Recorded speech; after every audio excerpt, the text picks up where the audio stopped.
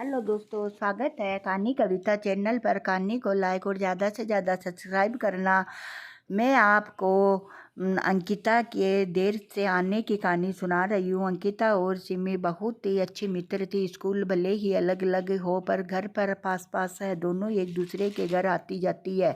एक दूसरे की मम्मियाँ भी उन्हें बहुत ही प्यार करती है। दोनों को साइकिल चलाना बहुत पसंद है। शाम होते ही दोनों सोसाइटी के पार्क में आ जाती है अपनी अपनी साइकिल लेकर और मज़े में साइकिल चलाती है। रोज़ रोज़ सिमी को 7 बजे घर लौटना होता है। उसकी माँ यही चाहती है कि देर होने पर माँ की डांट भी तो पड़ती है। न सिमी इस बात का खूब ध्यान रखती है। 7 बजे नहीं कि वह घर पहुँच जाती है। इसके बाद पढ़ना भी तो होता है। न अंकिता भी उसके साथ ही लौटती है। शायद उसकी माँ भी उसे समय पर न पहुँचने पर डांटती हो, सिम्मू को नहीं मालूम, पर उसे साथ साथ लौटना भी अच्छा लगता है।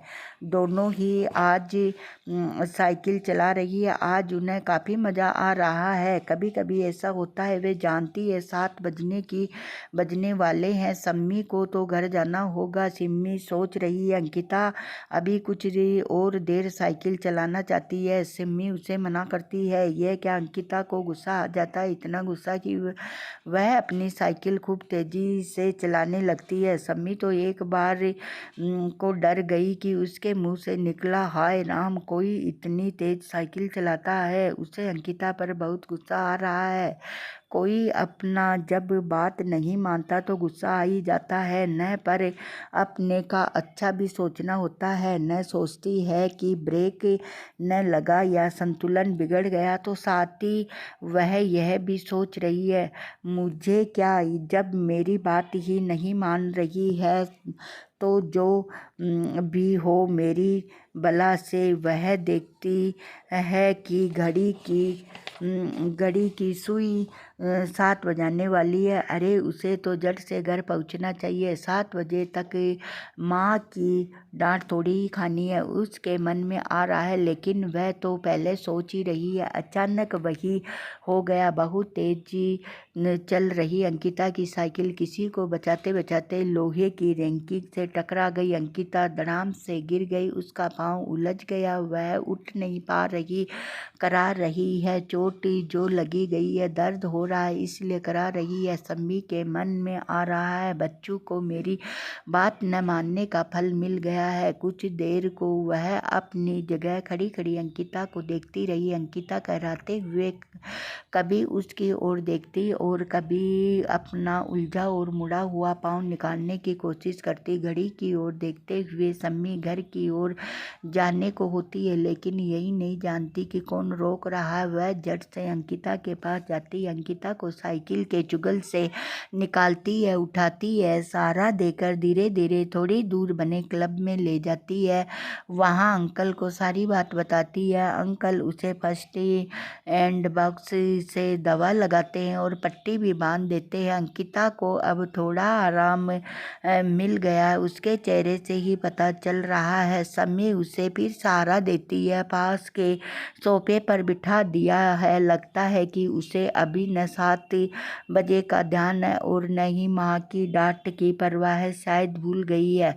वह तो बस यही चाह रही है कि उसके दोस्त अंकिता बस एकदम ठीक हो जाए, उसका दर्द पूरी तरह मिट जाए। उसे अंकिता की मदद करके बहुत बहुत अच्छा लग रहा है। सम्मी के कहने पर क्लब वाले अंकल ने अंकिता को सम्मी के घर पर इंटरकॉम से बात कर ली, शायद सारी बात बता दी, अंकिता के साथ हुई दुर्घटना की भी और सम्मी की मदद की भी। अचानक सम्मी को घर पहुंचने में हो चुकी देर का ध्यान आ गया। वह घबरा जाती है, सोचती है आज तो मम्मी की डांट पक्की, शायद ज़्यादा ही पड़ रहे, देर तो ज़्यादा हो गई है। वह भागने को होती है पर नहीं जानती वह क्या है जो उसे भागने नहीं दे रहा है। वह अंकिता के साथ रहना चाहती है। भागती भागती सी उन दोनों की मम्मियाँ वहाँ पहुँच गई है, गड़बड़ाई सी, लेकिन जल्दी वह कुछ शांत हो जाती है। शायद अंकिता और सम्मी को ठीक ठीक देखकर अंकिता की मम्मी अंकिता का हाल चाल पूछ कर सम्मी को प्यार से गले लगाती है। गले लगाती है। सम्मी हैरान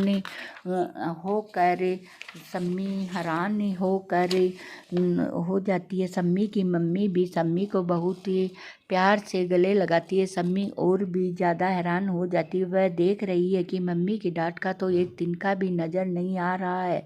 अंकिता अब उठ गई है, वह अपने आप चल सकती है। अंकिता और सम्मी को लेकर दोनों की मम्मी अंकल को धन्यवाद देकर अपने अपने घरों की ओर चल पड़ी।